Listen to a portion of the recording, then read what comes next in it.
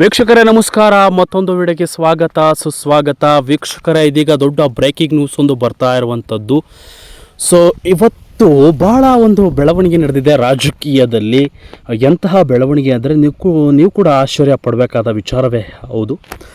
So ಏನಾಯಿತು ಅಂತ ನೋಡೋದಾದರೆ, ಸ್ನೇಹಿತರೆ, ಇವತ್ತು ಮಂತ್ರಿ ಸ್ಥಾನದಿಂದ ವಂಚಿತಗೊಂಡಿರುವಂತಹ ಮಾಜಿ ಸಚಿವೆ ಲಕ್ಷ್ಮಿ ಹೆಬ್ಬಾಳ್ಕರ್ ಅವರು ಇವತ್ತು ಬಹಳ ರಿಯಾಕ್ಷನ್ ಕೊಟ್ಟಿದ್ದಾರೆ.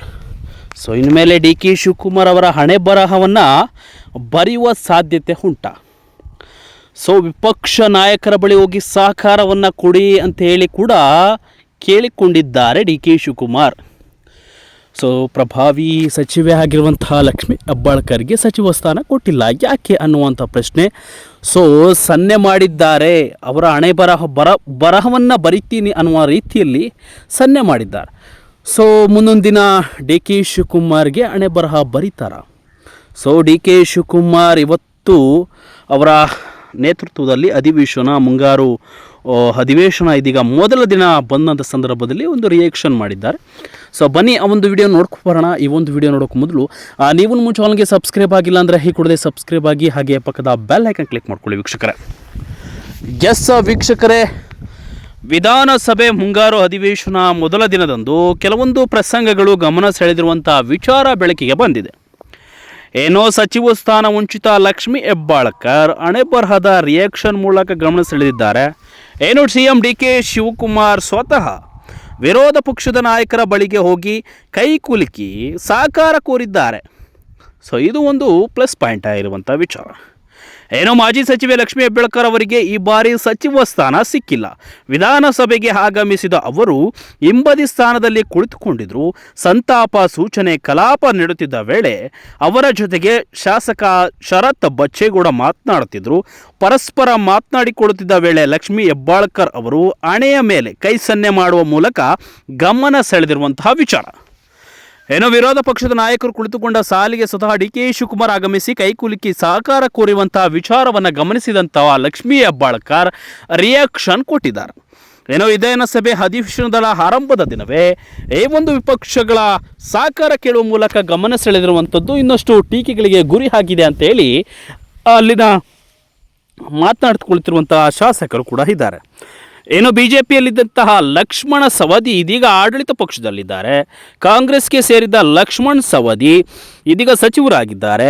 ಆಡಳಿತ ಪಕ್ಷದ ಮೊದಲ ಸಾಲಿನಲ್ಲಿ ಕುಳಿತುಕೊಳ್ಳುವ ಮೂಲಕ ಗಮನ ಸೆಳೆದಿರುವಂಥದ್ದು ಇದು ಈಗ ಬೆಳಕಿಗೆ ಬಂದಿದೆ. ಏನು ವಿಧಾನಸಭೆಯಲ್ಲಿ ಸಂತಾಪ ಸೂಚನೆ ನಿರ್ಣಯದ ಮೇಲೆಗೆ ಒಂದು ಚರ್ಚೆಯನ್ನು ಕೂಡ ಬೆಂಬಲಿಸಿ ಸಿಎಂ ಡಿ ಕೆ ಶಿವಕುಮಾರ್ ಅವರು ಮಾಜಿ ಪ್ರಧಾನಿ ಎಚ್ ಡಿ ದೇವೇಗೌಡರವರ ಧರ್ಮಪತ್ನಿ ಚೆನ್ನಮ್ಮ ಅವರ ನಿಧನದ ಸಂದರ್ಭದಲ್ಲಿ ಸರ್ಕಾರಿ ಗೌರವ ನೀಡಿರುವ ಬಗ್ಗೆ ಪ್ರಸ್ತಾಪವನ್ನು ಮಾಡಿದರು. ಏನು ಚೆನ್ನಮ್ಮ ಅವರ ಒಂದು ನಾಡಿನ ದೊಡ್ಡ ರಾಜಕಾರಣಿ ಮಕ್ಕಳನ್ನು ಕೊಟ್ಟ ತಾಯಿಯಾಗಿದ್ದಾರೆ. ಅಧಿಕಾರದಲ್ಲಿದ್ದವರಿಗೆ ವಿಶಾಲವಂತ ಮನಸ್ಸು ಬೇಕು ಎಂದು ಹೇಳುವ ಮೂಲಕ ಒಂದು ಸರ್ಕಾರಿ ಗೌರವವನ್ನು ಕೂಡ ನೀಡಿ ಸಮರ್ಥಿಸಿಕೊಂಡರು. ಸದ್ಯ ಮಾಜಿ ಸಚಿವ ಡಿ ಸುಧಾಕರ್, ವಿಧಾನಸಭೆ ಮಾಜಿ ಡೆಪ್ಯೂಟಿ ಸ್ಪೀಕರ್ ಆದಂಥ ಸಿ ವೀರಣ್ಣ, ಮಾಜಿ ಸಚಿವರಾದ ವೆಂಕಟರಮಣಪ್ಪ, ಮಾಜಿ ಸಚಿವರಾದಂಥ ರಾಮಚಂದ್ರಗೌಡ, ಮಾಜಿ ಶಾಸಕ ಕೆ ಆರ್ ಶ್ರೀನಿವಾಸಯ್ಯ, ಮಾಜಿ ಶಾಸಕ ಎಸ್ ಎಚ್ ಪುಟ್ಟರಂಗನಾಥ್, ಹಾಗೆ ಇನ್ನಿತರ ಶಾಸಕರು ಕೂಡ ಧರ್ಮಪತಿ ದೇವೇಗೌಡರವರ ಧರ್ಮಪತ್ನಿ ಚೆನ್ನಮ್ಮವರ ನಿಧನಕ್ಕೆ ಸದನದಲ್ಲಿ ಒಂದು ಸಂತಾಪವನ್ನು ಸೂಚಿಸಿದರು. ಆದರೆ ಈ ವಿಚಾರವೆಲ್ಲವೂ ಕೂಡ ಬೆಳಕಿಗೆ ಬಂದರೆ ಡಿ ಕೆ ಶಿವಕುಮಾರ್ ಲಕ್ಷ್ಮಿ ಹೆಬ್ಬಾಳ್ಕರ್ ಅವರಿಗೆ ಸಚಿವ ಸ್ಥಾನ ಕೊಡಲಿಲ್ಲ, ಯಾಕೆ? ಸೊ ಪ್ರಭಾವಿ ಯಾವುದು? ಸೊ ಎಲ್ಲವನ್ನು ಕೂಡ ಅಚ್ಚುಕಟ್ಟಾಗಿ ಒಂದು ಕೊಟ್ಟಂಥ ಹುದ್ದೆಯನ್ನು ವಹಿಸ್ಕೊಂಡು ಜವಾಬ್ದಾರಿಯುತವಾಗಿ ಕೆಲಸವನ್ನು ಮಾಡುತ್ತಿದ್ದಂಥ ಲಕ್ಷ್ಮಿ ಹೆಬ್ಬಾಳ್ಕರ್ ಡಿ ಕೆ ಶಿವಕುಮಾರಿಗೂ ಆಪ್ತೆ ಆಗಿದ್ದರು. ಸೊ ಇವೆಲ್ಲ ವಿಚಾರಗಳನ್ನು ಇಟ್ಕೊಂಡು ಡಿ ಕೆ ಶಿವಕುಮಾರ್ ಯಾಕೆ ಲಕ್ಷ್ಮಿ ಹೆಬ್ಬಾಳ್ಕರ್ ಅವರಿಗೆ ಸಚಿವ ಸ್ಥಾನ ಕೊಡಲಿಲ್ಲ ಅನ್ನುವ ಅನುಮಾನ ಈಗ ಹೆಚ್ಚೆಚ್ಚುವಾಗಿ ಕಾಣ್ತಾ ಇದೆ. ಸೊ ಈಗಾಗಲೇ ಕಲಾಪಕ್ಕೆ ಬಂದಂಥ ಡಿ ಕೆ ಶಿವಕುಮಾರ್ ಅಧಿವೇಶನದ ಮೊದಲ ದಿನವೇ ವಿರೋಧ ಪಕ್ಷಗಳ ನಾಯಕರ ಜೊತೆ ಕೈ ಜೋಡಿಸಿ ಕೈಗನ್ನು ಶೇಕ್ ಹ್ಯಾಂಡ್ ಕೊಟ್ಟು ಸಹಕಾರವನ್ನು ಮಾಡಿ ಸಪೋರ್ಟು ಮಾಡಿ ಅಂತೇಳಿ ಬೇಡಿಕೊಂಡಿರೋದು ಒಂದು ಕೋರ್ಕೊಂಡಿರುವಂಥ ವಿಚಾರವನ್ನು ಗಮನಿಸಿದಂಥ ಡಿ ಕೆ ಶಿವಕುಮಾರ್ ಆಪ್ತೆ ಆಗಿರುವಂಥವರು, ಸೊ ಅವರ ಜೊತೆ ಒಡನಾಟವನ್ನು ಹೊಂದಿರುವಂಥ ಲಕ್ಷ್ಮಿ ಹೆಬ್ಬಾಳ್ಕರ್ ಅವರು ಕೈ ಸನ್ನೆ ಮಾಡಿದ್ದಾರೆ. ಸೊ ಅವರಿಗೆ ಅವಮಾನ ಇದೆ. ಡಿ ಕೆ ಶಿವಕುಮಾರ್ ನನಗೆ ಸಚಿವ ಸ್ಥಾನವನ್ನು ಕೊಡಲಿಲ್ಲ ಅನ್ನುವ ಬೇಸರ ಕೂಡ ಇದೆ. ಈ ವಿಚಾರವನ್ನು ಇಟ್ಕೊಂಡು ಅವರ ಮೇಲೆ ಜಿದ್ದನ್ನು ಸಾಧಿಸುವ ಅವಶ್ಯಕತೆ ಇನ್ನು ಹೆಚ್ಚಾಗಿ ಕಾಣ್ತಾ ಇರ್ಬೋದು.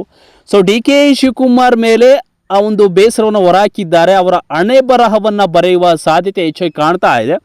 ಸೊ ಡಿ ಕೆ ಶಿವಕುಮಾರ್ ಲಕ್ಷ್ಮೀ ಹೆಬ್ಬಾಳ್ಕರ್ಗೆ ಸಚಿವ ಸ್ಥಾನ ಕೊಡದೇ ಹೋದ ಒಂದು ವಿಚಾರ ಇವತ್ತು ದೊಡ್ಡ ಮಟ್ಟದಲ್ಲಿ ಸದ್ದುವಾಗಿರುವಂಥದ್ದು. ಇನ್ನು ಡಿ ಕೆ ಶಿವಕುಮಾರ್ ಅಧಿಕಾರ ವಹಿಸಿಕೊಂಡ ಬೆನ್ನಲ್ಲೇ ಶಾಸಕರ ಮುಖಾಮುನಿಸು, ಮಾಜಿ ಸಚಿವರುಗಳ ಒಂದು ರಾಜೀನಾಮೆಯ ವಿಚಾರ ಎಲ್ಲವೂ ಕೂಡ ಗಂಭೀರವಾಗಿ ನಡೆದು ಹೋಗಿತ್ತು. ಇದು ಹೈಕಮಾಂಡ್ ವಿಚಾರದಲ್ಲಿ ಕೂಡ ಚರ್ಚೆ ಆಗೋಯಿತು. ಆದರೆ ಹೊಸಬರಿಗೆ, ಡಿ ಕೆ ಶಿವಕುಮಾರ್ಗೆ ಬೇಕಾದವರಿಗೆ ಈ ಒಂದು ಸಚಿವ ಸ್ಥಾನವನ್ನು ಕೊಟ್ಟು ಈ ಒಂದು ಅಧಿಕಾರದಲ್ಲಿ ಇನ್ನಷ್ಟು ಗೊಂದಲಗಳಿಗೆ ಎಡೆ ಮಾಡಿಕೊಟ್ಟಿದೆ. ಏನೋ ಲಕ್ಷ್ಮೀ ಹೆಬ್ಬಾಳ್ಕರ್ ಅವರು ಮಹಿಳೆಯರ ಪರವಾಗಿ ಕೆಲಸವನ್ನು ಮಾಡಲಿಕ್ಕೆ ಅವಕಾಶವನ್ನು ಕೊಟ್ಟಿದ್ದರು. ಗೃಹಲಕ್ಷ್ಮಿ ಯೋಜನೆಯ ಜವಾಬ್ದಾರಿಯನ್ನು ಲಕ್ಷ್ಮೀ ಹೆಬ್ಬಾಳ್ಕರ್ಗೆ ಕೊಟ್ಟಿದ್ದರು. ಇಂಥ ಪ್ರಭಾವಿ ಮಾಜಿ ಸಚಿವೆಗೆ ಲಕ್ಷ್ಮೀ ಹೆಬ್ಬಾಳ್ಕರ್ ಅವರ ಒಂದು ರಾಜಕೀಯ ಭವಿಷ್ಯಕ್ಕೆ ಪೊಲೀಸ್ ಸ್ಟಾಪ್ ಇಡುವ ಮೂಲಕ ಡಿ ಕೆ ಶಿವಕುಮಾರ್ ಅವಮಾನವನ್ನು ಮಾಡಿದ್ದಾರೆ ಅನ್ನುವಂಥ ಒಂದು ಬೇಸರವನ್ನು ಲಕ್ಷ್ಮೀ ಹೆಬ್ಬಾಳ್ಕರ್ ಈಗ ಬಿಚ್ಚಿಟ್ಟಿದ್ದಾರೆ. ಈ ವಿಚಾರವಾಗಿ ಲಕ್ಷ್ಮೀ ಹೆಬ್ಬಾಳ್ಕರ್ ಡಿ ಕೆ ಶಿವಕುಮಾರ್ ಹಣೆ ಬರಹವನ್ನು ಬರೀತೇನೆ ಅಂತ ಹೇಳಿ ಕೈ ಸನ್ನೆ ಮಾಡಿರಬಹುದು ಅನ್ನೋ ಅನುಮಾನಗಳು ಕೂಡ ಹೆಚ್ಚಾಗ್ತಾ ಇದೆ. ಯಾಕೆಂದರೆ ಡಿ ಕೆ ಶಿವಕುಮಾರ್ ಮೇಲೆ ಎಲ್ಲರೂ ಕೂಡ ಒಂದು ಬೇಸರವನ್ನು ಹೊರಹಾಕ್ತಾ ಇದ್ದಾರೆ, ಕೋಪಗೊಂಡಿದ್ದಾರೆ. ಮುಂದೊಂದು ದಿನ ಅವರ ಮೇಲೆ ಏನು ಮಾಡ್ತಾರೋ, ಸೊ ಆರೋಪ ಪ್ರತ್ಯಾರೋಪ ಎಲ್ಲವೂ ಕೂಡ ನಡೆಯುವಂಥ ವಿಚಾರ. ಹಾಗಾಗಿ ಡಿ ಕೆ ಶಿವಕುಮಾರ್ ಒಂದು ಎಚ್ಚೆತ್ಕೊಂಡಂತಹ ವಿಚಾರವು ಕೂಡ ಆಗಬೇಕಿತ್ತು.